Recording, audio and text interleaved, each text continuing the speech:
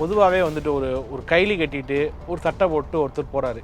அப்போ பார்த்தீங்கன்னா ஒரு காவலர் பார்க்குறான்னு வச்சுக்கோங்க, அவர் சொல்கிற வார்த்தை வா போன்னு சொல்லி தான், ஒருமையில் பேசுகிறது தான். இந்த மாதிரி காவலர்கள் வந்து இந்த மாதிரி பொதுமக்கள்கிட்ட ஒருமையில் பேசுகிறதுக்கான அதிகாரம் இருக்குதா? குற்றவாளிகளை நடத்தும் போது சில கடுமை வெளிப்படும், அது வேற. ஆனா உங்களுக்கு புகார் தெரிவிக்க வரவங்களோ இல்ல ரோட்ல நடப்போம் யதார்த்தத்தை புரிஞ்சுக்கணும்ல. நீங்க அந்த மக்களுக்காக தானே வேலைக்கு வந்தீங்க. காவல் நிலையங்களில் காவலர்களுக்குள்ளேயே சாதி பார்க்குறாங்களா? சமூகத்தோட பிரதிபலிப்பு தான் காவல்துறையில இருக்கும். இப்போ அந்த சாதியை சேர்ந்த காவலர் அவங்கள போய் தட்டி வைக்கிறத இவங்க தான் போய் தட்டி வைப்பாங்க. உங்களுக்கு குற்றவாளி சைடில் எதுவும் த்ரெட் கொடுத்துருக்காங்களா, மிரட்டல்? நீங்க என்னதான் வந்து ஒரு கோழையா கூட இருக்கலாம், ஆனா உங்க பிள்ளைக்கோ உங்க பொண்டாட்டிக்கோ ஒரு பிரச்சனைனா நீங்க வீரனா மாறிடுவீங்க இல்லையா? இந்த சர்வீஸில் வந்துட்டு உங்களுக்கு மறக்க முடியாத ஏதாவது வழக்குகள், விசாரணை, அதை பற்றி சொல்லுங்கள். தம்பதியினர் ஒரு 20 நிமிஷம் ஒரு கோயிலுக்கு போயிட்டு வராங்க, மழை பெஞ்சுக்கிட்டு இருக்கு. போயிட்டு வர அந்த இதில் அதுக்குள்ள ஒரு அங்கே ஒரு 30-40 பவுன் வந்து வீட்டை உடச்சி திருட்டு போயிடறாங்க. எனக்கு அதை பார்க்கும் போதே ஒரு அதிர்ச்சியாக இருந்தது. படத்தில் தான் இப்படி பார்த்துருக்கோம், அதிர்ச்சியாகவும் இருந்தது. அது வந்து எனக்கு ஒரு என்ன சொல்ல, ஒரு எழுத்தாளர் வந்து சுந்தர் ராமசாமி சொல்லுவார், மனிதர்கள் தான் ஆகச்சிறந்த சல்லிப்பயில்கள் அப்படின்னு சொல்லியிருப்பார். நீங்கள் மனிதர்களோட நிறையா பழகிருப்பீங்க, மனிதர்களை பற்றி உங்களுடைய மதிப்பீடு? பார்வை தர்மருடையதா இல்லை துரியோதனுடையதா அப்படிங்கிறத பொறுத்தான் இருக்கு. புதிதாக காவல் பணிக்கு சேர்றவங்களுக்கு கைட் அந்த மாதிரி என்ன? காவல் பணியில் ஃபர்ஸ்ட் திங் என்ன அப்படின்னா நேர்மை. உயரதிகாரிகளுடைய உந்துதல் இருக்கிறப்போ நான் எப்படி நேர்மையாக இருக்க முடியும்? உயரதிகாரிகளோட உந்துதல் இருக்கனால விஷம் குடிக்க முடியாதுல்ல. அதிகாரம் மிகவும் முக்கியம். அடித்தட்டு மக்களுக்கு வந்து அதிகாரம் என்பது மிகவும் முக்கியம். அப்புறம் அந்த அதிகாரம் தூக்கி எறியறீங்க. நிச்சயமா அதான் சொல்றேன்ல, இப்ப அதிகாரம் என்பதோ பதவி என்பதோ மட்டுமே வாழ்க்கையில் சாதனை நம்ம எல்லாம் நினைச்சுக்கிட்டு இருக்கோம். 10 ஆண்டு காலம் மேல நீங்க பணியாற்றி இருக்கீங்க, உங்களுக்கான பதவி உயர்வு ஏன் கிடைக்கல?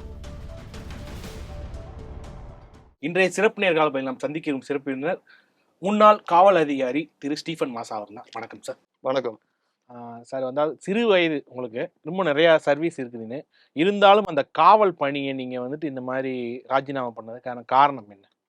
என்னுடைய அடுத்த கட்ட ஒரு தேடலுக்காகவும் என்னுடைய இலக்குகளுக்காகவும் நான் ரிசைன் பண்ணேன். ஏன்னா நான் ஐபிஎஸ் தேர்வு எழுதி அதோட இன்டர்வியூ வர போயிருந்தேன்.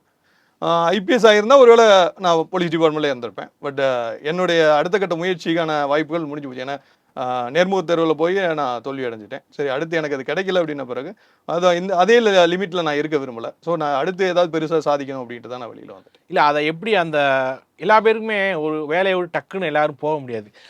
இந்த வேலையை விட்டு நீங்கள் வேற ஒரு ஃபீல்டுக்கு போகிறதுக்கான அந்த அந்த அப்போ மனநிலை எப்படி இருந்துச்சு? அது ஒரு கஷ்டமான விஷயம். ஏன்னா சின்ன வயசுல இருந்துட்டு யூனிஃபார்ம் சர்வீஸ் வரணுங்கிறது ஒரு பெரிய ஆசை. அப்படி ஆசைப்பட்டு தான் உள்ள வந்தான். பட் உள்ள வந்தோடனே அந்த லிமிட்டடு நம்மளுடைய ரோல் அப்படின்னு ஒன்று இருக்கு இல்லையா, அதை நம்ம வந்து பெருசாக விஸ்தரிக்கணும் பண்ணும்போது தான் அந்த ஐபிஎஸ் முயற்சிலாம். அது இல்லை, நம்ம மறுபடியும் அதே லெவலில் தான் ரோல் பிளே பண்ணும்போது இல்லை, நம்ம இது மட்டுமே வாழ்க்கை இல்லை, அதிகாரம் மட்டுமே வாழ்க்கை இல்லை. வாழ்க்கையில சாதனைங்கிறது அதிகாரம் மிகவும் முக்கியம். அடித்தட்டு மக்களுக்கு வந்து அதிகாரம் என்பது மிகவும் முக்கியம். அப்புறம் அந்த அதிகாரம் தூக்கி எறியறீங்க அப்படின்றப்போ அதுக்கு ஒரு தைரியம் வேணும்ல. நிச்சயமா அதான் சொல்றேன்ல, இப்போ அதிகாரம் என்பதோ பதவி என்பதோ மட்டுமே வாழ்க்கையில் சாதனை நம்ம எல்லாம் நினைச்சுக்கிட்டு இருக்கோம். அது மட்டுமே ஆன சாதனை கிடையாது இல்லையா. அதை தாண்டி நம்ம எத்தனை பேர் வாழ்க்கையில நம்ம இம்பாக்ட் கிரியேட் பண்ணியிருக்கோம், எத்தனை பேர் வாழ்க்கையை வளர்ச்சி அடைகிறதுக்கு நம்ம உதவிகரமா இருந்திருக்கோம் அப்படிங்கிறது ரொம்ப முக்கியம்.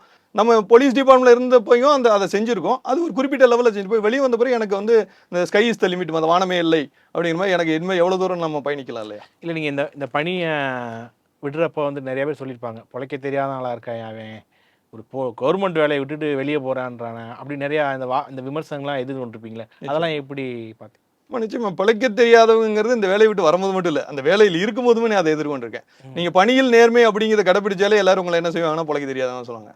அதே தான் வெளியில வரும்போது சொல்லுவாங்க, சொல்றது பிழைக்க தெரியாம சொல்லிட்டு தான் இருப்பாங்க. நான் பிழைக்கிறதுக்காக அப்படிங்கிறதுக்காக அந்த வேலையை நான் செலக்ட் பண்ணலை, நான் மக்களுக்கு சர்வீஸ் பண்ணேன். இப்போ நான் வெளியில வந்ததும் கூட எனக்கு ஏதாவது பெருசா நான் சம்பாதிச்சு செட்டில் ஆகலாம் அப்படிங்கிற எண்ணம் மட்டும் எனக்கு கிடையாது. அது மூலமா நான் எத்தனை ஒரு வாழ்க்கையை டச் பண்ண முடியும் அப்படிங்கிறது. உண்மையிலே சேவை செய்தீங்களா இத்தனை வருட அந்த பணியில? மன திருப்தியா இருக்கா? ரொம்ப மன நிறைவோட தான் நான் பணியாற்றினேன். இந்த சர்வீஸ்ல வந்துட்டு உங்களுக்கு மறக்க முடியாத ஏதாவது வழக்குகள், விசாரணை, அதை பத்தி சொல்லுங்களேன். நிறைய வழக்குகள் இருக்கு. நான் வந்து சர்வீஸை பொறுத்தவரை நான் நினைக்கிற விஷயங்கள்னா, வழக்குகள் என்பதையும் தாண்டி ஒட்டுமொத்த சர்வீஸில் நான் யார் மேலே இதுவரை பொய் வழக்கு போட்டதில்லை. நான் எதற்காகவும் எந்த வித ஒரு பரிந்துரைக்காகவும் யார்ட்டையும் போய் நின்றது கிடையாது. நான் யார்கிட்ட எந்த ஒரு பைசா வாங்கினது கிடையாது. இதெல்லாம் என்னுடைய வந்து நீங்க கேட்டதான் தன்னிறைவுங்கிறது இதுல எனக்கு இந்த அடங்கி நேர்மையா இருக்கனால வேற மேல அதிகாரி உங்களை மேல நடவடிக்கை எடுக்கனால அந்த விரக்தியில் வெளியே போறீங்களோ வேலையை விட்டு? சத்தியமா இல்ல, இல்ல நிச்சயமா இல்ல. ஒரு உங்க மேல உங்களுக்கான சரியான அங்கீகாரம் கிடைக்கப்படல. அங்கீகாரம் கிடைக்கலன்னுலாம் சொல்ல முடியாது. எனக்கு அங்கீகாரம் கிடைச்சது தான். ஏன் அப்படின்னா மேலதிகாரிகள் எனக்கு எந்த பெரிய ப்ரெஷர்லாம் கொடுத்தாரு. இனிஷியலா உள்ள வந்தப்ப சில ப்ரெஷர்ஸ் இருந்ததே தவிர ஒரு காலகட்டத்துக்கு பிறகு மேலதிகாரிகள் எனக்கு வந்து சப்போர்ட் பண்ண தான் செஞ்சாங்க. அப்படிலாம் நம்ம சும்மா வந்து யாரும் சப்போர்ட் பண்ணல அப்படிலாம் சொல்ல முடியாது. ஆனா எனக்கு கிடைச்ச அதே அளவு அங்கீகாரம் எல்லா காவலர்களுக்கும் கிடைச்சிருக்கானா இல்ல. இல்ல அதான் அந்த எங்கெங்க பணியாற்றுனீங்க உங்களுடைய அந்த டிராவல்? நான் அந்த ப்ராக்டிகல் ட்ரைனிங்ல திருவெண்காடு காவல் நிலையம், அது அப்போ நாகப்பட்டினம் மாவட்டம், இப்போ மயிலாடுதுறை மாவட்டம். அதுக்கு பிறகு நான் கிட்டத்தட்ட ஒரு 3 ஆண்டுகள் வந்து திருப்பரங்குன்றம் காவல் நிலையம். காவல் நிலையம். ஆமா, திருப்பரங்குன்றம் காவல் நிலையத்தில் பணியாற்றேன். அடுத்து ஒரு சிறிது காலம் வந்து ஊமச்சிக்குளம் காவல் நிலையம், அடுத்து ஆசியன்பட்டி காவல் நிலையம். அதுக்கு பிறகு தனிப்பிரிவுன்னு இருக்கு. அதாவது மாவட்ட கண்காணிப்பாளரோட ஒரு இன்டெலிஜென்ஸ் அண்ட் ஒரு அட்மினிஸ்ட்ரேஷன் செக்ஷன் அது. ஸோ தனிப்பிரிவில் அந்த தலைமையிடத்தில் இருந்தேன், மாவட்ட தலைமையிடத்தில் இருந்தேன். அதுக்கு பிறகு தனிப்படையில் ஒரு 3 வருஷம் இருந்தேன். அடுத்து உளவுத்துறையில் ஒரு 3 வருஷம் இருந்தேன். இப்போ அதான் இந்த ட்ராவலில் வந்துட்டு நீங்கள் ஏதாச்சும் ஒரு வழக்கை பற்றி ஏதாவது சொல்லுங்கள், விசாரணை வழக்கை பற்றி. இது உங்களுக்கு நான் நீதி வாங்கி கொடுத்தேன் அந்த மாதிரி குறிப்பிட்ட வழக்கு அப்படின்னு சொல்கிறதா அதான் நான் சொல்லலை. குறிப்பிட்டவெல்லாம் நிறைய இருக்குது. அது பர்டிகுலர் இன்சிடென்ட்டை சொல்கிறதோட நான் ஓவராலாக என்ன எனக்கு ஒரு நிறைவு கொடுத்தது அப்படிங்கிறத பார்ப்பேன். அப்படின்னு பார்த்தோன்னா நான் அந்த 3 வருஷம் தனிப்படையில் இருக்கும்போது கிட்டத்தட்ட 4000 கிலோ கஞ்சா பிடிச்சிருக்கோம் எங்கள் டீம். ஸோ அதில் வந்து போதைப் பொருளை ஒரு ரொம்ப மிக கடுமையாகவே நாங்கள் ஒடுக்கணும் மதுரை மாவட்டத்தில். அது வந்து எங்களுடைய மிகப்பெரிய சாதனை.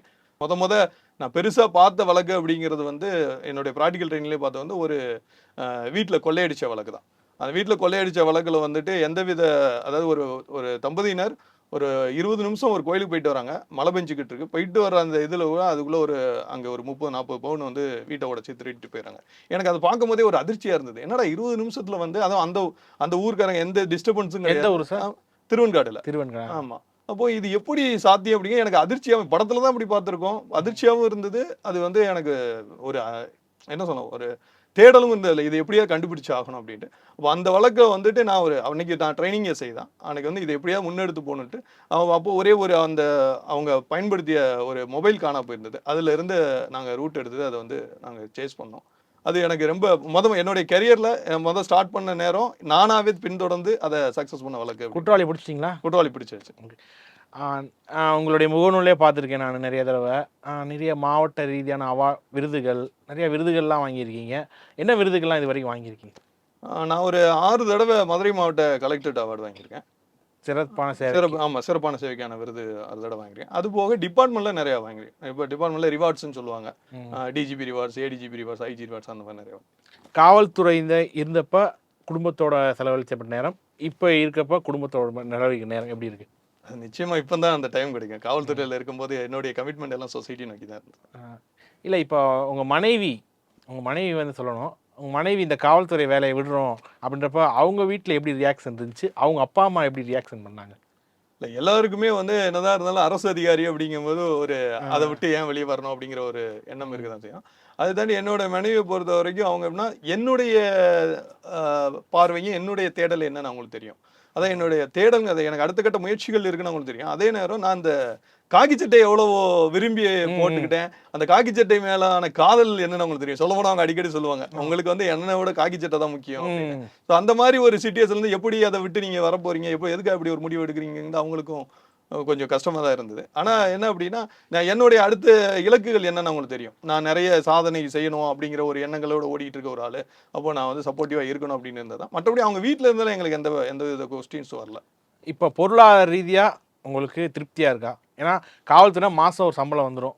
இப்போ நீங்கள் ஒரு இதை ஆர்கனைஸ் பண்ணிட்டு இருக்கீங்க, இதில் எப்படி உங்களுக்கு பொருளாதாரம் சரியாக வருது? எனக்கு பொருளாதார ரீதியாக எந்த காலத்துலையுமே நான் வந்து ரொம்ப கஷ்டமாக உணர்ந்தது. இப்போ பொருளாதார ரீதியாக உங்களுக்கு பிரச்சனை இல்லாதனால ஒரு வேலையை டக்குன்னு தூக்கி எறிஞ்சிருங்க. இப்போ எனக்கு ஒரு இஎம்ஐ இருந்துச்சு, ஒரு கமிட்மெண்ட்ஸ் இருந்துச்சு அப்படின்னா நான் அந்த வேலையை விட முடியாதுல்ல? இல்லை, எனக்கு இஎம்ஐலாம் இருக்க தான் செய்யுது. நான் கார் வாங்கின இஎம்ஐ இருக்குது, எனக்கு லேண்ட் வாங்கின இஎம்ஐ இருக்குது, எல்லாம் இருக்க தான் செய்யுது. ஸோ இஎம்ஐ அப்படிங்கிறது வந்து நானாக ஏற்படுத்திக்கிட்ட கமிட்மெண்ட் தான். அது என் மேலே விழுந்த கமிட்மெண்ட் நான் ஏற்படுத்திக்கிட்டது தான். அப்படி ஒரு சூழ்நிலை அதை எட்ட முடியாதுன்னா நான் என்ன அதை வச்சு வாங்கினேன்னா அதை திட்டத்தை கட்டிட்டு போயிடுவேனே தவிர எனக்கு பொருளாதார ரீதி அதை நான் ஒரு தடையாக பார்க்கல. அது என்னோட தேவைக்காக வாங்கினது தானே. இல்லை, இப்போ எனக்கு ஒரு கனவு இருக்கும், ஆனால் என்னுடைய ஃபேமிலி சிச்சுவேஷன் அதுக்காண்டி நான் அப்படியே ஓடிக்கிட்டே இருப்பேன். ஆனால் அதுக்கப்புறம் நான் யோசிக்கிறப்ப வயசாகிடுச்சுப்பா அப்படின்னு நினைப்பேன். அந்த மாதிரி நபர்களுக்கு நீங்கள் சொல்கிற அட்வைஸ் என்ன? இல்லை, 2 விதமானது தான். ஒன்று, என்னுடைய இப்போதைய வருமானத்தை வச்சு நான் இப்போதைய தேவைகளை சரி செஞ்சுட்டு என் குடும்பத்தை அப்படியே கொண்டு போயிட்டு இருக்கேன் அப்படிங்கிறது ஒன்று. இன்னொன்று இதையெல்லாம் உடச்சி நான் வரேங்க தான். நீங்கள் வாழ்க்கையில் சாதிக்கணும் முடிவு எடுத்ததால எந்த ரிஸ்க் எடுக்கிறதுக்கு ரெடி ஆகித்தான் ஆகும். அப்போ நீங்கள் உங்களுக்கு அந்த கம்ஃபர்ட் ஜோனை உடச்சி நீங்கள் போனால் தான் அடுத்த கட்ட சாதனை, அந்த சாதனை அடைவும் அடைவாதுங்கிறது ரெண்டாவது விஷயம். இப்போ அதை அடைவதற்கான வழியை ஏட்டன்னா நீங்கள் அதை உடச்சி தான் போய் ஆகணும். இளைஞர்கள் பொதுவாக 2K கிட்ஸ்கள் வந்துட்டு ஒரு பாதை பார்த்தீங்கன்னா தவறான பாதையில் போயிட்டு இருக்காங்க. அவங்கள அடுத்த கட்டத்தை நோக்கி செல்றதுக்கு உங்களுக்கான அட்வைஸ்? 2K கிட்ஸ் எல்லாருமே தவறான பாதையை நோக்கி செல்றாங்கன்னு நம்ம சொல்ல முடியாது. அவங்கள சேனலைஸ் பண்ண முடியாத அளவுக்கு நம்ம பேக்வர்டா இருக்குன்னு சொல்லலாம். ஏன்னா அவங்க ரொம்ப ஃபாஸ்டா இருக்காங்க. 90s கிட்ஸ் 80s கிட்ஸை விட 2K கிட்ஸ் ரொம்ப ஃபாஸ்டா இருக்கு. ஏன்னா டெக்னாலஜி வளர்ந்துச்சு, இன்ஃபர்மேஷன் அதிகமாக ஷேர் ஆகுது. அவங்கள சேனலைஸ் பண்ண முடியாத அளவுக்கும் அவங்களோட ஆஸ்பிரேஷன்ஸை நம்ம வளர்த்துக்க முடியாத அளவுக்கு நம்ம பேக்வர்டா இருக்குன்னு தான் நான் சொல்லுவேன். புதிதாக காவல் பணிக்கு சேர்றவங்களுக்கு கைட் அந்த மாதிரி என்ன சொல்லுவீங்க? காவல் பணியில் ஃபர்ஸ்ட் திங் என்ன அப்படின்னா நேர்மை. நேர்மையை எங்கே போனாலும் நேர்மையை கடைப்பிடிக்கும். ரெண்டாவது விஷயம் அப்படி கண்டிப்பா முடியும். நான் எத்தனை வருஷம் இருக்கேன். உயரதிகாரிகளுடைய உந்துதல் இருக்கிறப்போ நான் எப்படி நேர்மையா இருக்க முடியும்? உயரதிகாரிகளோட உந்துதல் இருக்கனால விஷம் குடிக்க முடியாதுல்ல. ஒரு ஏடிஎம் வாட்ச்மேன் இருக்காரு. நல்லா பார்த்தீங்கன்னா வயசான ஒரு 60-65 வயசுல ஏடிஎம் வாட்ச்மேன் ஒருத்தர் இருப்பாரு. அவர் வந்து நைட் ஒரு 3000 ரூபா சம்பளத்துக்காக நைட் ஃபுல்லாக முடிச்சுட்டு அந்த ஏடிஎம் வாசல்ல உட்காந்துட்டு இருப்பாரு. அவர் குடும்பத்தை நடத்தி கொண்டு போற இதே உலகத்துல தானே அவர் வாழ்ந்துட்டு இருக்காரு. அவரால் அது முடியும்னா இன்னைக்கு காவல்துறையில உள்ள ஒரு அதாவது கடைசி இதா உள்ள நுழையிற கான்ஸ்டபிளோட சேலரி மினிமம் சேலரி 22,000 ரூபாய். அதுல ஏன் வந்து அவங்களால அந்த குடும்பத்தை கொண்டு போக முடியாது? இப்போ எதுவும் சாத்தியம் தானே. உனக்கு தெரிஞ்சு இதான் என்னுடைய சம்பளம் தெரிஞ்சு தானே வராங்க. இதுதான் என்னுடைய சம்பளம், இதுதான் என்னுடைய வேலைங்கிறது அவங்களுக்கு தெரியும். ஒன்றும் அவங்க வந்து ஏதோ காவல்துறையில் வந்தால் பயங்கரமாக ஒரு அதிகாரம் கிடைச்சிரும், அவங்களுக்கு ஒரு பயங்கரமாக இப்போ சிங்கம் காக்க மாதிரி வந்துடலாம் அப்படின்லாம் கிடையாது. அவங்க உள்ளே வரும்போது இப்படி தான் பணி இருக்கும், இதுதான் இதுக்கான சம்பளம், இப்படிலாம் அலைச்சல் இருக்கும், வெளியில் சுத்த வேண்டிய இருக்கும், எங்கனாலும் பணி மாறுதல் இருக்கும், தெரிஞ்சு தானே உள்ளே வராங்க. அதுக்காக அது அவங்களுக்கு பிரச்சனைகளே இல்லைன்னு சொல்ல முடியாது. பிரச்சனைகள் இதுக்கு தான் செய்யுது. பிரச்சனைகளை ஃபேஸ் பண்ணி நின்றவங்க தான் வந்துட்டு நேர்மையாளர்களாகவும் மக்கள் மத்தியில் வந்து தலை சேர்ந்த மனிதர்களாகவும் நிற்கிறாங்க. இல்லை இப்போ பொதுவாகவே வந்துட்டு ஒரு கைலி கட்டிட்டு ஒரு சட்டை போட்டு ஒருத்தர் போகிறாரு.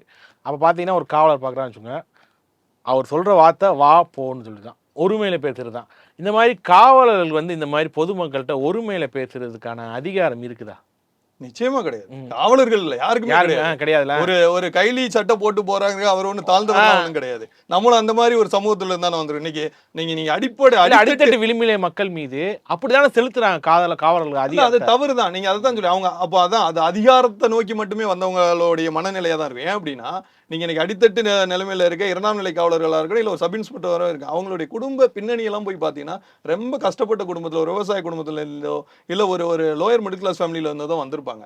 அப்படி வந்துட்டு அதே மாதிரி மக்களை வந்து அவங்க தரக்குறைவா நடத்துறது மிக தவறு தான். அந்த மாதிரி வார்த்தைகளை பயன்படுத்தக்கூடாது. நான் என்னுடைய சர்வீஸ்ல நான் அப்படி பயன்படுத்தினே கிடையாது. நான் அதாவது ஒரு சில விஷயங்கள் இருக்கு. நான் வந்து எந்த காலத்திலையும் கெட்ட வார்த்தை பேசினது கிடையாது, யாரையும் தரக்குறைவா பேசினது கிடையாது. வந்தால் பெரியவங்க வரேன், ஒரு பெரியவர் வர்றேன்னா அவர் நமக்கு தாத்தா வயசுல இருக்கணும், அவர் நம்ம தாத்தா அப்படி நடத்துவோம் அதே மாதிரி தானே. குற்றவாளிகளை நடத்தும் போது சில கடுமை வெளிப்படும், அது வேற. ஆனா உங்களுக்கு புகார் தெரிவிக்க வரவங்களோ இல்ல ரோட்ல நடப்போம் யதார்த்தத்தை புரிஞ்சுக்கணும்ல. நீங்க அந்த மக்களுக்காக தானே வேலைக்கு வந்தீங்க. யாருக்காக சேவை பண்ணணும், இல்ல யாருக்காக அந்த போலீஸ் சர்வீஸ் நம்ம கையில் எடுத்தோம், அந்த மக்களுக்கு சேவை செய்தானே. அந்த மக்களையும் தரம் குறைவா நடத்துனா அப்ப நீங்க யாருக்காக சேவை செய்யுங்க வந்தீங்க? இல்லை நீங்கள் இலக்கியம் சார்ந்த நிறையா நிகழ்வுகள் நான் பார்த்துருக்கேன், இலக்கியம் சார்ந்த நிகழ்ச்சிகளையும் கலந்துக்கிட்டு இருக்கீங்க. இலக்கியத்திற்கும் உங்களுக்குமான தொடர்பு? இலக்கிய தொடர்புங்கிறது நான் என்னுடைய ஆசிரியர்களை தான் சொல்லுவேன். ஏன்னா அந்த ஸ்கூல் டைம்லேயே வந்துட்டு இப்போ எங்கள் தமிழ் டீச்சர் ஒருத்தவங்க இருந்தாங்க. அவங்க என்ன பண்ணுவாங்கன்னா தமிழ் அந்த பாடங்களை வந்து நீங்களே எந்திரிச்சு படிங்க, யாராவது எந்திரிச்சு இந்த இதை படிங்க அப்படின்னு. அப்போ நமக்கு வந்து ஒவ்வொரு இதையும் படிக்கும்போது அது நம்மளோட இப்போ அந்த செய்யுளா இருக்கட்டும், இல்லை ஏதாவது ஒரு கதை வரலாறாக இருக்கட்டும், அதை படிக்கும்போது நமக்கு ஒரு உந்துதல் ஏற்படும். நம்ம இந்த மாதிரி வரணும், இந்த மாதிரி பேசணும். அது போக சினிமாவுமே நிறைய இம்பாக்ட் பண்ணும். சினிமாவில் பழைய சினிமாவில் சிவாஜி கணேசன், எம்ஜிஆர் காலகட்ட சினிமாக்களை பார்த்தீங்கன்னா அந்த வசனங்கள் எல்லாம் பார்க்கும்போது இந்த மாதிரி நம்ம பேசணும், இந்த மாதிரிலாம் இருந்திருக்காங்க மனிதர் அப்படின்னு தோணும். ஸோ அது ஒரு ஈடுபாடு. இல்லை அதான் தொடர்ச்சியாக வந்துட்டு இப்போ முதல்ல நிறையா கதைகள்லாம் எழுதுவீங்க, இப்போ தொடர்ச்சியாக கதைகள்லாம் எழுதுறது இல்லையே, என்ன காரணம்?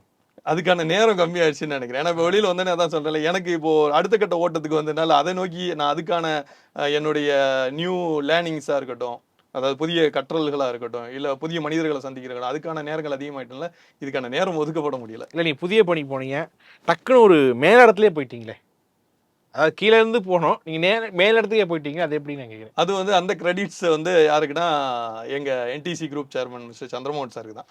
அவர் எனக்குள்ள ஒரு தலைமைத்துவ பண்பை பாக்குறாரு. அவர் எனக்கு ஒரு இப்படி ஒரு இலக்கு எனக்கு இப்படி ஒரு சிந்தனை இருக்குன்னு தெரிஞ்சுட்டு அவர் என்னோட உரையாடும் போது இல்ல நீங்க இந்த மாதிரி லெவல்ல இருக்க வேண்டிய ஆள்னு என்ன கொண்டு வந்து உட்கார வச்சது அவர். சார் நீங்கள் ஏற்கனவே வந்துட்டு உங்களுடைய முகநூல் பதிவில் வந்து டேவிட்சன் ஆசீர்வாதத்தை வந்து நிறையா தடவை போட்டிருப்பீங்க, போஸ்ட்டில் பார்த்துருக்கேன். டேவிட்சன் ஆசீர்வாதத்தை பற்றி சொல்லுங்களேன். டேவிட்சன் சாரை பற்றி சொல்லணும்னா நான் ஃபர்ஸ்ட் அவர் எனக்கு எப்படி தெரியும்னா நான் சிவில் சர்வீஸ் இன்டர்வியூ போகும்போது தான் வந்துட்டு அவர்கிட்ட வந்து அதாவது எனக்கு பழக்கமான சிலருக்கு வந்து அவர் தெரிஞ்சவராக இருந்தார். அப்போ வந்து நீங்கள் அவர்கிட்ட போனீங்கன்னா அவர் உங்களுக்கு இன்டர்வியூக்கு கைடன்ஸ் கொடுப்பாரு அப்படின்னு சொன்னாங்க. அப்போ அந்த நபர்கள் எனக்கு தெரிவிச்ச விஷயம்னா நமக்கு தெரிஞ்ச பையன் ஒருத்தர் இருக்காரு, நீங்கள் இன்டர்வியூ கைடன்ஸ் கொடுங்கன்னு போய் டேவிட்சன் சார்ட்ட சொல்லி. அவர் என்ன இருந்தார்? அவர் ஐஜியா இருந்தார். அப்போ அவர் என்ன சொல்லியிருக்காருன்னா நமக்கு தெரிஞ்ச பையன் தெரியாத பையன்லாம் ஒன்றும் இல்லை, அந்த பையன் நேர்மையான பையனா சொல்லுங்க நான் கைடன்ஸ் கொடுக்குறேன் அப்படின்னு சொல்லியிருக்காரு. அது உண்மையிலே எனக்கு ஒரு மிகவும் ஏன்னா நானும் அந்த நேர்மையாக நடக்கணும் அப்படின்னு ஃபாலோ பண்ணிட்டு இருக்க ஒரு நபர் வந்து இன்னும் ஒருத்தர் இப்படி ஒரு வார்த்தை சொன்னால் எனக்கு ரொம்ப அவர் மேலே ஒரு பெரிய பற்று வந்தது. நான் அதுக்கு பிறகு நேரடியாக போய் பார்க்கும்போது ரெண்டு பேரும் நிறைய விஷயங்கள் பேசும்போது அவர் இந்த டிபார்ட்மெண்ட்ல எவ்வளவு கமிட்டடு, அவர் அந்த ஹானஸ்டிங் அண்ட் இன்டெகிரிட்டியை கீப் அப் பண்றது எவ்வளவு கமிட்டட் அப்படின்னு தெரிஞ்சது. அதுல வந்து எனக்கு மிகவும் ஒரு பிடித்தமான மனிதனாகவும் எனக்கு சொல்லப்போனால் ஒரு உந்துதல் தரக்கூடிய மனிதராகவும் அவர் வந்து என் வாழ்க்கையில வந்துட்டார். டிபார்ட்மெண்ட்ல நீங்க சந்தித்த நேர்மையான நபர், உங்களை ஈர்த்த நபர்களை பற்றி சொல்லுங்க. இதுல என்ன அப்படின்னா இப்போ ஐபிஎஸ் ஆஃபீஸர் பத்தி பேசினா நிறைய பேசலாம். இப்போ பாலகிருஷ்ணன் ஐபிஎஸ் மதுரை மாவட்ட காவல் கண்காணிப்பாளர் இருந்தார். திருப்பூர் காவல் நிலையத்தில் பணிபுரியும் போது அவர் தான் அங்கே கண்காணிப்பாளராக இருந்தார். அவர் வந்து எப்படின்னா இப்போ ஒருத்தர் ஒரு கீழே பணிபுரியறவங்க எப்படி பணிபுரியாங்க அவருக்கு தெரியாமல் இருக்காது.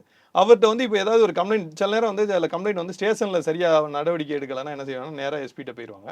சில பேர் ஸ்டேஷனுக்கே வராமல் எஸ்பிட்ட போயிடுவாங்க. ஆனால் அவர் வந்து அவர்கிட்ட நேரடியாக ஒரு கம்ப்ளைண்ட் வந்ததுன்னா நீங்கள் வந்து திருப்பூர் காவல் நிலையத்துக்கு நேரடியாக போய் கொடுங்க. எல்லாருக்கும் வந்து அவர் டைரக்ஷன் எழுதுவார், நீங்கள் எஃப்ஐஆர் ரெஜிஸ்டர் பண்ணுங்க இல்லை இதை சரியாக விசாரிங்கன்னு அந்த ஆஃபீஸர்ஸ்லாம் அவர் டைரக்ஷன் அந்த பெட்டிஷனில் எழுதுவார். ஆனால் எனக்கு ஒரு பெட்டிஷன் அப்படி வராது எஸ்பி ஆஃபீஸ்லேருந்து வந்தாலும். என்னன்னு கேட்டால் சார் சொல்லி தான் அனுப்பிச்சாங்க, இப்படி ஸ்டீஃபன் ஒருத்தர் இருப்பார், அவரை போய் பாருங்க, அவர் சரியாக தான் நடவடிக்கை எடுப்பாருன்னு. அந்த அளவுக்கு ஒரு நம்பிக்கை வச்சிருந்தார் அவர் என் மேலே. அந்த நம்பிக்கையே நான் கடைசி வரை காப்பேன். கடைசி வரை அவர் வந்து என்ன எப்போவுமே நீ ஒரு ஸ்பெஷல் கேரக்டர், நீ இந்த மாதிரி ஒரு ஆஃபீஸர் நான் பார்க்குறது எனக்கு உண்மையிலேயே ஒரு வியப்பாக இருக்குது அப்படின்னு ஒரு உந்துதல் தானே, ஒரு பாராட்டு, அந்த ஒரு அங்கீகாரம். நமக்கான அங்கீகாரங்கிறதே அதானே, அது ஒரு எஸ்பி வாயிலேருந்து வர்றதுங்கிறது பெரிய விஷயம். அந்த மாதிரி அவருடைய கைடன்ஸ்லாம் ஃபஸ்ட்டு வந்து நான் ஐபிஎஸ்க்கு படிக்கலாம் அப்படிங்கிற ஒரு முடிவு எடுத்ததே வந்து அவரை பார்த்து தான். அவர் வந்து உன்னால் முடியும், நீ ட்ரை பண்ணு அப்படின்னு கடைசி வரை எனக்கு வந்து ஒரு மோட்டிவேஷனாக கொடுத்து அவர். இப்பயும் தொடர்பு இருக்கீங்களா? நிச்சயமாக தொடர்பு. இல்லை அவர் நான் வேலையை விட போகிறேன் அப்படின்ற விஷயத்தை அவர்கிட்ட சொன்னீங்களா? சொன்னேன். அவரை நான் நேரடியாகவே போய் பார்த்து சொன்னேன். என்ன சொன்னார்? எங்களுக்கு ஒரு இழப்பு தான் அப்படின்னாரு. முடிவு உங்களுடையது தான், ஆனால் எங்களுக்கு காவல்துறைக்கு ஒரு பெரிய இல்லை. நிச்சயமாக இந்த பதில் நான் எதிர்பார்க்கவே இல்லை.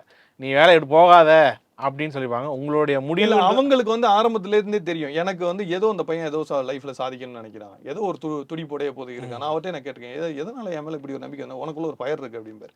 அப்போ அந்த ஒரு தேடல் அவருக்கும் தெரியும், ஏதோ ஒரு இது பண்ணணும்னு நினைக்கிறான். சரி அப்போ உனக்கு இதுதான் முடிவு அப்படின்னா நீ எடுத்துப்போம், அது எங்கே போனால் நீ நல்லா தான் இருப்ப, சக்ஸஸ்ஃபுல்லாக இருப்ப. பட் எங்களுக்கு வந்து ஒரு பெரிய ஒரு சார் ஒரு 10 ஆண்டு காலம் மேலே நீங்கள் பணியாற்றிருக்கீங்க, உங்களுக்கான பதவி உயர்வு ஏன் கிடைக்கல? இல்லை பொதுவாக என்னன்னா 10 ஆண்டுகள் பணியாற்றணுன்னே வந்து இன்ஸ்பெக்டர் வரணும். எங்கள் 2011 பேட்ச் சப் இன்ஸ்பெக்டர்ஸ் பொறுத்தவரை எங்களுக்கு 2021 இன்ஸ்பெக்டர் வந்திருக்கணும். ஆனால் இடையில வந்து ஒரு 2 வருஷம் ரிட்டைர்மெண்ட் ஏஜ் வந்து இன்க்ரீஸ் பண்ணிட்டாங்க. ஸோ ரிட்டைர்மெண்ட் ஏஜ் இன்க்ரீஸ் ஆனோன்னு எங்களுக்கு ஆட்டோமேட்டிக்காக என்னன்னா பதவி உயர்வு வந்து தள்ளி போச்சு. கிட்டத்தட்ட 14 ஆண்டுகள் கழிச்சு தான் வந்து அந்த பதவி உயர்வே வந்தது. 10 வருஷத்தில் வர வேண்டியது 14. இதில் நிறைய நண்பர்கள் வந்து விரக்தி அடைஞ்சு கூட போனாங்க, என்னடா இத்தனை வருஷம் வேலை பார்த்து இன்னும் இன்ஸ்பெக்டர் வரலைன்னு. இப்போ தான் கிட்டத்தட்ட ஒரு 250 பேர்கிட்ட இன்ஸ்பெக்டர் வந்திருக்கு. ஸோ இப்போ தான் அவங்கெல்லாம் சரி இது இப்போயாவது இவ்வளோ லேட் ஆயாது இப்போ வந்தது அப்படின்னு. இப்போ நீங்கள் வந்திருப்பீங்க, உங்களுக்கு எனக்கு வந்திருக்கும். இப்போ நான் அதை நீங்கள் எப்படி பார்க்க ஐயோ போயிடுச்சு அப்படின்னு நினைக்கிறீங்களா? இல்லை அது எனக்கு தெரிஞ்சுதானே வந்தேன், அது எனக்கு வந்துடும் தெரியுமே. ஏன்னா என்னுடைய ரேங்க் என்னன்னு தெரியும், நான் சீனியாரிட்டியில் என்ன பொசிஷனில் இருக்குன்னு தெரியும். அது எனக்கு தெரிஞ்சுதான் வந்தேன், என் நண்பர்களுக்கும் அது தெரியும், எனக்கும் தெரியும். காவல் நிலையங்களில் காவலர்களுக்குள்ளேயே சாதி பார்க்குறாங்களா? சாதிய பாகுபாடுகள் காவல்துறையிலும் உண்டு, இருக்கு. ஆமா, மறைக்கிறதுக்கெல்லாம் எதுவுமே இல்லை. சமூகத்தோட பிரதிபலிப்பு தான் காவல்துறையில இருக்கும். அந்த சமூகத்துல இருந்து செலக்ட் ஆகி தான் இங்கேயும் வராங்க இல்லையா? ஒரு சொசைட்டில இருந்து செலக்ட் ஆனவங்க தான் இங்க வராங்க. அங்க என்ன இருக்கோ அது யூனிஃபார்ம், அவ்வளவுதான் வித்தியாசம். பெரியவங்க இங்க அதிகாரம் காமிக்கிற மாதிரி தெரியும், அவ்வளவுதான். மற்றபடி அங்க என்னென்ன சமூகத்துல என்னென்ன பிரச்சனைகள் உண்டோ அனைத்துமே காவல்துறைக்குள்ளேயும் உண்டு. ஆக்சுவலா இப்போ ஒரு சாதி பிரச்சனைய காவல் நிலையத்துக்கு வருது. அப்போ அந்த சாதிக்காரர் அந்த பிரச்சனையை அணுகுற அந்த ஆக்சிடென்ட் இடத்துல இருக்காரு. அவர் எப்படி எடுப்பாரு நினைக்கிறீங்க? அதுல 2 விதமாவும் இருக்கு. ம். ஒரு சாரார், ஒரு குறிப்பிட்ட நபர்கள் வந்து இதெல்லாம் ஒரு பெரிய பிரச்சனை இல்ல. இது இவங்க சைடு தப்பு இல்லன்னு அந்த பக்கம் சப்போர்ட் பண்ணி பேசுறவங்களுக்கு, ஒரு சாரார் ரொம்ப நடுநிலைமையா நின்னு, இல்ல நீ பண்ணாலும் தப்பு தான்ட்டு, இப்போ அந்த சாதியை சேர்ந்த காவலர் அவங்கள போய் தட்டி வைக்கிறத இவங்க தான் போய் தட்டி வைப்பாங்க. நீ செய்யற தப்பு இதெல்லாம் பண்ணாத அப்படின்னு அப்படியே உண்டு. பனிஷ்மெண்ட் வாங்கிருக்கீங்களா அதுவும்? பனிஷ்மெண்ட் நான் வாங்கினதே கிடையாது. ட்ரான்ஸ்ஃபர்? ட்ரான்ஸ்ஃபர் வாங்கியிருக்கேன். ட்ரான்ஸ்ஃபர் பனிஷ்மெண்ட் எதுவும் இல்ல. பனிஷ்மெண்ட் வாங்கினது கிடையாது. ம். அப்போ நான் இப்படித்தான் இருப்பேங்கிற மாதிரி எனக்கு மன உறுதி தான் அது. அதாவது நான் யார்ட்டையும் போய் வந்து சண்டை போடவோ, இல்ல நான் இதை வந்து ஒரு பெரிய பிரச்சனையா இது பண்ணவோ இல்ல. நான் இப்படித்தான் இருப்பேன். என்னால மாத்திக்கிடவே முடியாது அப்படிங்கிறதுல நான் வந்து மன உறுதியோட இருந்தேன். அப்புறம் இந்த மாதிரி ஹையர் ஆஃபீஸர்ஸ் நிறைய பேர் அந்த இன்ஃப்ளூயன்ஸ் நான் சொன்ன பாலகிருஷ்ணன் சார், டேவிட்சன் சாரா இருக்கட்டும், மணிவண்ணன் ஐபிஎஸ் அவர்லாம் மிகப்பெரிய ஒரு சப்போர்ட். இப்ப அவர் தான் தனிப்படை இருக்காரு, மதுரை கமிஷனர். இல்ல மணிவண்ணன் சார் இப்போ வந்து அவர் வந்து காவலர் பயிற்சி பள்ளியில இருக்காரு. அவர்லாம் வந்து நான் தனிப்படையில் இருக்கும்போது மிகப்பெரிய சப்போர்ட். அவர் வந்து ஒரு விஷயத்துக்கு காம்ப்ரமைஸே ஆகக்கூடாதுங்கிறதுல தெளிவா இருந்தார். போதைப் பொருட்கள் விற்கிற குற்றவாளிகளுக்கு நம்ம காம்ப்ரமைஸே ஆகக்கூடாது. எப்பேற்பட்ட அழுத்தம் வந்தாலும் இதை நம்ம முடிச்சே தரணும், இவங்களை வந்து அழிச்சே தீரணும் அப்படிங்கிறதுல வந்து ரொம்ப உறுதியா இருந்தார். ஸோ அதுல எங்க டீம் ரொம்ப சக்சஸ்ஃபுல்லா போனதுக்கு அவர் ஒரு மிகப்பெரிய காரணம். அந்த மாதிரி எல்லாமே சுதாகர், ஐஜி சுதாகர் சார், அவர் மதுரை டிஐஜியா வந்தார். அவரும் ரொம்ப சப்போர்ட்டிவா இருந்தாரு. காமினி மேடம் இன்னைக்கு திருச்சியில கமிஷனரா இருக்காங்க. அவங்கள ஒரு நேர்மையான ஒரு அதிகாரி. அவங்க ரொம்ப சப்போர்ட்டிவானவங்க. ஸோ வந்த அதிகாரிகள்லாம் வந்து சப்போர்ட்டிவா தான் சொல்லலாம். அந்த சப்போர்ட்டுக்கான காரணங்கிறது என்னுடைய கேரக்டர் அவங்க புரிஞ்சுக்கிட்டது தான். எல்லாருமே நான் ஒரு பையன் மாதிரி தான் பார்ப்பாங்க.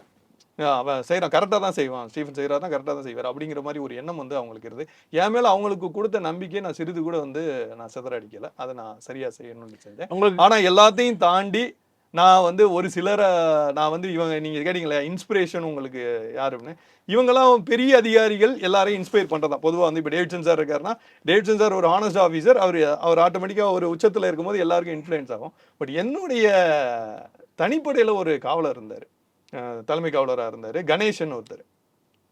அவருடைய அந்த நேர்மைங்கிறது எனக்கு உண்மையிலே அது எனக்கு எந்த ஊருக்காரா?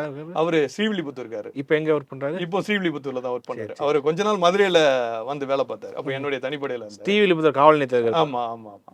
அவர் வந்து அவங்க அப்பாவும் ராணுவத்துல இருந்தவர். அவர் அந்த நாட்டை நேசிக்கிற விதமா இருக்கட்டும், இந்த சமூகத்தை நேசிக்கிற விதமா இருக்கும், உண்மையிலேயே வந்து ஒரு வியப்படைய செய்யும். ஏன்னா தலைமை காவலராக இருந்து அவர் வந்து எந்த அதிகாரி சொன்னாலும், எந்த அரசியல்வாதி சொன்னாலும் நான் கேட்க சரியா தான் இருப்பேன் அப்படிங்கிற மாதிரி ஒரு ஒரு உறுதியோட இருக்கிறது வந்து எனக்கு மிகப்பெரிய இன்ஸ்பிரேஷன் அந்த கணேசன் அவர்கள். அதனால அவரை தான் மிகப்பெரிய இன்ஸ்பிரேஷனா நான் பார்க்குறேன். ஒரு மூத்த அதிகாரிக்கு இளைய இன்ஸ்பிரேஷனா இருக்கதான் பெரிய விஷயம். சொல்ல போனா கணேசன் மாதிரி ஒரு ஹெட் கான்ஸ்டபிள்ஸ்லாம் எல்லா பக்கம் அமைஞ்சிட்டாங்க அப்படின்னா காவல்துறை. ஆனா இருக்காங்க, அதுக்காக காவல்துறையில இருக்க ஒரு சிலரை பார்த்துட்டு காவல்துறையினாலே வந்து கரப்ஷன் தான், காவல்துறையினாலே அநாகரிகமாக தான் நடந்துக்கும் அப்படிலாம் கிடையாது. என்னன்னா இதெல்லாம் வெளிச்சத்துக்கு வந்துடுது. உண்மையிலே கஷ்டப்படுற, உண்மையிலே நேர்மையா பணிபுரிகிற காவலர்களுடைய செயல்கள் வந்து வெளியே வரதில்லை. அதை ஊக்குவிக்கணும், அதை அங்கீகாரப்படுத்தும் போது ஆட்டோமேட்டிக்காக காவல்துறை வந்து ஒரு புனிதமான துறையா இருக்கணும். எதை நீங்க புனிதமா இருந்தா தான், நீங்க சரியா செயல்பட்டாதான் நீங்க வேலை பார்க்குற துறையும் புனிதமா இருக்கும். நீங்க சரியா செயல்பண்ணா அது வரைக்கும் அந்த குறையும் சொல்லிட்டு இருக்கேன்னா அதை நம்ம கலங்கப்படுத்திட்டே தான் இருக்கும். உங்களுக்கு குற்றவாளி சைடில் எதுவும் த்ரெட் கொடுத்துருக்காங்களா? மிரட்டல் குற்றவாளி சைடு த்ரெட் இருந்திருக்கு. அதெல்லாம் எப்படி அணுகுனீங்க? ஏன்னா அடுத்து இப்போ இளைஞர்கள் வருவாங்க, அவங்க எப்படி அணுகுறதுக்காண்டி இந்த கொஸ்டின் கேட்குறேன். அதாவது எல்லாருமே வாழ்க்கையில பிறக்கும் போதே வீரர்களா பிறக்கிறது இல்ல. நானும் ஒரு சராசரி குடும்பத்துல சாதாரண படிச்சு எனக்கும் இப்ப 4 பேர் சண்டை போட்டாங்கன்னா பயந்து போற ஒரு ஆளு தான். ஆனா காவல்துறைக்குள்ள போன பிறகுதான் நமக்கு ஒரு கொடுக்கப்பட்ட பொறுப்புங்கிறது, நம்மளுடைய பாதுகாப்பு, நம்மளுடைய உயிர் அப்படிங்கிறதெல்லாம் தாண்டி வந்து மக்களுக்காக சேவை செய்ய வேண்டிய விஷயம் இருக்கு. இதுக்கு நம்ம எல்லாத்தையும் எதிர்கொள்ள தான் வேண்டியது ஒரு மன உறுதி வளர ஆரம்பிக்கும். அதை நீங்க வந்து எப்படி பார்க்கணும்னா, இப்ப எப்படி நீங்க என்னதான் வந்து ஒரு கோழையா கூட இருக்கலாம், ஆனா உங்க பிள்ளைக்கோ உங்க பொண்டாட்டிக்கோ ஒரு பிரச்சனைனா நீங்க வீரனா மாறிடுவீங்க இல்லையா? சாது மிரண்டால் காடு கொள்ளாதுங்கிற மாதிரி அதே மாதிரி சமூகத்தை நீங்க அப்படி பார்க்க ஆரம்பிக்கணும். சமூகத்தில் நீங்க சொல்லலாம், நீங்க அங்க டிரான்ஸ்ஃபர் என்ன நீங்க டிரான்ஸ்ஃபர் பண்ணும்போது ஏதாவது டிரான்ஸ்ஃபர் ஆக போகுது அப்படின்னு சொன்னா நான் ஒரே வார்த்தை சொல்லுவேன், எனக்கு புது மக்கள், புது சமூகம், நான் புதிய மனிதர்களை சந்திக்க போறேன், ஒரு புதிய உறவுகள் நான் சொல்லுவேன் நான். ஏன் அப்படின்னா அங்க இருக்க மனிதர்கள்லாம் அடுத்து நமக்கு சொந்தம். ஏன்னா டெய்லி அவங்களோட தான் நீங்க வாக்கிங் போனாலும் சரி, நீங்க பேசினாலும் சரி, நீங்க சிரிச்சாலும் சரி, கோவப்பட்டாலும் சரி, அந்த மனிதர்கள் அதான் உங்களுடைய புதிய உறவுகள். அந்த உறவுகளா பார்க்கும்போது நான் என் உறவுகளுக்காக வேலை பார்க்கறேங்கிற ஃபீல் வந்துடும். அந்த ஃபீலை வளர்த்துக்கிட்டீங்கன்னா நீங்க எங்க போனாலும் அது நம்மளுடைய மக்கள், நம்ம மக்களுக்காக வந்திருக்கோம் அப்படிங்கிற ஒரு உணர்வோடய வேலை பார்க்கலாம். காவலர்களுக்கு அரசு சார்பில் என்ன சலுகைகள் வழங்கலாம்னு சொல்கிறீங்க? இப்போ நிறைய பேருக்கு மன அழுத்தமாக இருக்குது அப்படின்ற மாதிரி என்ன சொல்கிறாங்க. வேறு என்ன சலுகைகள், நீ ஒரு காவலராக இருந்தனாலும் கேட்குறேன், வேறு என்ன தேவைப்படுது? இல்லை, பொதுவாக வந்து என்ன அப்படின்னா, இதில் ஒரு நிறைய விஷயங்கள் பேசலாம். முதல் விஷயம் வந்து வேலைப்பளு நேரம். அவங்களுடைய வேலை நேரம், வேலைப்பளு. ஏன்னா ஒரு குறிப்பிட்ட நேரங்கிறது காவலர்கள் கிடையாது. உங்களுக்கு தெரியும் 24/7 இல்லை, இப்போ நான் ஒரு வேலை பார்க்கறேன்னா என் வேலை இன்னொருத்தரை கொடுத்துட்டு வந்துடலாம். ஆனால் காவலர் ஒரு விசாரிக்கிறப்ப அதை பாதி அவர்கிட்ட இன்னொருத்தர் கொடுத்துரும். அவரே தான் கொடுத்துட்டு வர முடியாது. கண்டிப்பாக கொடுத்துட்டு வர முடியாது. ஆனால் அதுக்கான ஷெட்யூல் நம்ம சில விஷயங்கள் பண்ணி தான் ஆகணும். அவங்களுக்கான வேலை நேரத்தை கொஞ்சம் குறைச்சாங்க. ஏன் அப்படின்னா, என்னதான் அவங்க வந்து சமூகத்துக்காக நான் வேலை புரியறேன், நான் வந்து மக்களுக்காக சேவை செய்ய தான் வந்தேங்கிற ஒரு எண்ணத்தோடய வந்தா கூட, அடுத்து குடும்பம், குழந்தைகள் வரும்போது குடும்பத்துக்காக நேரம் ஸ்பெண்ட் பண்ண முடியல. குழந்தை, ஏன்னா எல்லா வீட்லயும் பிரச்சனை நடக்கும் இல்லையா? அப்போ அவங்க வீட்லயும் பிரச்சனை நடக்கும். அவங்க குழந்தைகளுக்கு ஒரு அப்பாவோட 4 இடங்களுக்கு போகணும், அம்மாவோட 4 இடங்களுக்கு போகணும் அப்படிங்கிற எண்ணங்கள் இருக்கும். அப்படிங்கும்போது அதுக்கான டைம் வந்து அவங்களுக்கு கிடைக்கல. அந்த ப்ரெஷரும் இவங்களுக்கு சேரும். இந்த வேலை பளுவும் சேரும்போது இவங்க வந்து எப்பவுமே ஒரு ப்ரெஷர் உள்ள சிச்சுவேஷன்ல வேலை பார்க்குற வரும். இதை ஹேண்டில் பண்ண தெரிஞ்ச சிலர் வந்து சக்ஸஸ்ஃபுல்லாகவே போயிடுவாங்க. ஆனால் எல்லாருக்குமே அப்படி ஹேண்டில் பண்ணக்கூடிய கெப்பாசிட்டி இருக்கணும் அப்படிங்கிற அவசியம் கிடையாது. அது ஒன்று. அதுக்கப்புறம் பார்த்தீங்கன்னா, அவங்களுடைய வாழ்க்கை சூழ்நிலைன்னு ஒன்று இருக்கு. ஏன்னா எல்லாருக்குமே ஒரு இப்போ அரசு அதிகாரம்னு நீங்களே எப்படி அதிகாரம் மிக்கவர் இப்போ அப்படி ஒரு போஸ்டிங். ஆனால் பாவம் அவங்க வசிக்கிற வீடெல்லாம் போய் பார்த்தீங்கன்னா ரொம்ப, அதாவது நான் சொல்றது குவார்டர்ஸை சொல்றேன். குவார்டர்ஸ்னா ரொம்ப ஒரு சின்ன இடங்கள்ல தான் அவங்க வசிப்பாங்க. மாவட்டங்கள் ரொம்ப இதாக. ஆமா, அது நீங்களே பார்த்து நிறைய இடிஞ்ச நிலைமையில இருக்கும். அப்போ அதெல்லாம் அவங்களோட வாழ்க்கை தரத்தை மேம்படுத்தணும். அவங்களுக்கு குறிப்பாக கொடுக்கக்கூடிய ட்ரைனிங்கை அவங்கள ஆஃபீஸராக ஃபீல் பண்ண வைக்கணும். சரி, கான்ஸ்டபிள்ஸ் வந்து நீ என்ன ஐயான்னு தான் கூப்பிடணும். ஒரு அதிகாரி வந்து கான்ஸ்டபிள்லாம் நீ என்ன ஐயான்னு தான் கூப்பிடணும். இல்லை ஐயான்னு ஒருத்தர் கூப்பிட்றான்னா அதை அவன் கண்டுக்காம விடுறது.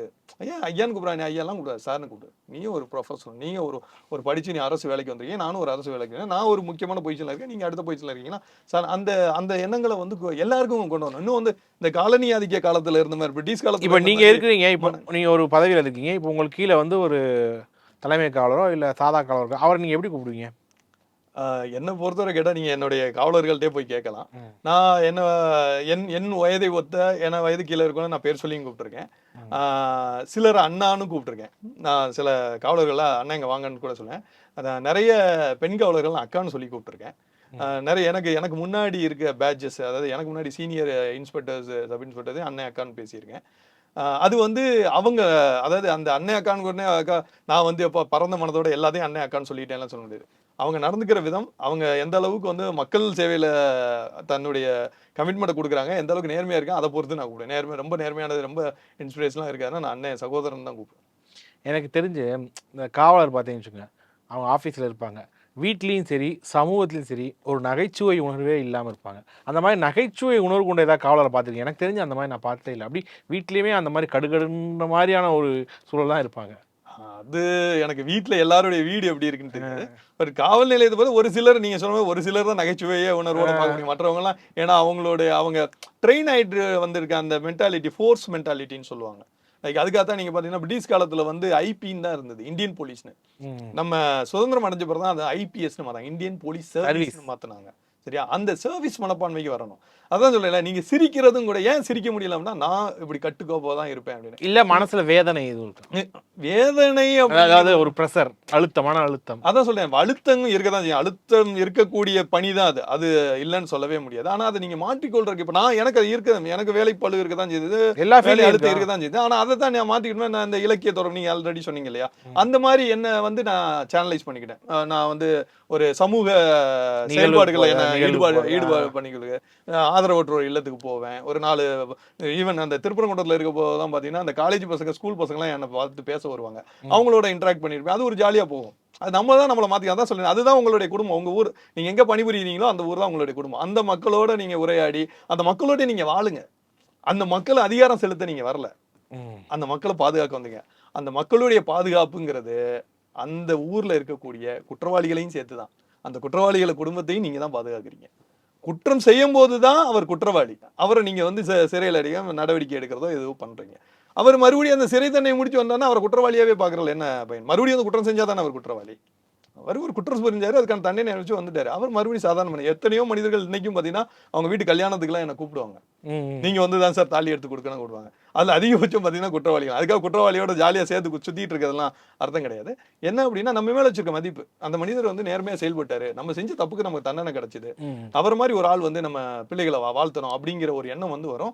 இது எத்தனையோ காவலதிகாரிகள் இதை சந்திச்சிருப்பாங்க. எத்தனையோ காவலதிகாரிகளை தங்கள் இல்ல திருமண விழாவிற்கோ இல்ல ஒரு நல்ல ஒரு ஃபங்க்ஷனுக்கோ எல்லாம் நிறைய பேர் கூப்பிட்டுருக்காங்க. அந்த மாதிரி ஒரு உறவு ஏற்பட்டுரும். பொதுமக்களுக்கும் காவலர்களுக்குமான உறவு ஏற்படும். நீங்க நன்முறையில் பணியாற்றும் போது அதை நீங்க கிரியேட் பண்ணணும். இது எழுத்தாளர் வந்து சுந்தர ராமசாமி சொல்லுவார், மனிதர்கள் தான் ஆகச்சிறந்த சல்லிப்பயல்க அப்படின்னு சொல்லியிருப்பார். நீங்கள் மனிதர்களோட நிறைய பழகிருப்பீங்க. மனிதர்களை பற்றி உங்களுடைய மதிப்பீடு என்ன? மனிதர்கள் தான் ஆக சிறந்த அறிவாளி. ஏன்னா நீங்கள் இலக்கியத்திலையும் ட்ராவல் பண்ணியிருக்கீங்க, மனிதர்களையும் ட்ராவல் பண்ணியிருக்கீங்க, மனிதர்கள் அதிகமாக வந்துருக்கீங்க. நல்லவனையும் பார்த்துருக்கீங்க, கெட்டவனையும் பார்த்துருப்பீங்க. அவன் குற்றம் செய்கிறான்றதை தாண்டி அவர்களை பற்றி எப்படி மதிப்பீடு எப்படி வச்சிருக்கீங்க மனிதர்களை பற்றி? மகாபாரதம் மாதிரி தான். பார்வை தர்மருடையதா இல்ல துரியோதனுடையதா அப்படிங்கிறத பொறுத்தான் இருக்கு. அப்ப நீங்க எல்லாரையும் வந்துட்டு தப்பான கண்ணோட்டத்துல மட்டும் பண்ணா எல்லாருமே தப்பா. அதான் பாத்தீங்கன்னா இவன் இந்த ஊர்னாலே இப்படித்தான், இந்த சமூகனாலே இப்படித்தான், இந்த மதனாலே இப்படித்தான், இந்த தெருனாலே இப்படித்தான் ஒரு கட்டமைப்பு ஒரு ஸ்டீரியோ டைப் திணிச்சுக்கிட்டே இருப்பாங்க மனுஷங்க. ஆனா அதை தாண்டி எல்லாருக்குள்ளேயும் ஒரு நல்ல குணம் இருக்கும். அந்த நல்ல குணத்தை நீங்க வெளிக்கொண்டுட்டே இருந்தா அந்த நல்ல குணத்துல இருந்து வர்ற நல்ல காரியங்கள் அவங்க மனதுக்கு பட ஆரம்பிச்சுன்னா எல்லா மனிதருமே நல்ல மனிதர்கள் தான். சும்மா வந்து நம்ம சல்லிப்பயல்னு சொல்லுவோம். சல்லிப்பயல்னு பார்த்தோம்னா எல்லாருமே சல்லிப்பயல்கள், எல்லாருமே ஆகச்சிறந்தவர்கள் பார்த்தா எல்லாமே ஆகச்சிறந்தவர்கள். மிக்க நன்றி சார். நன்றி.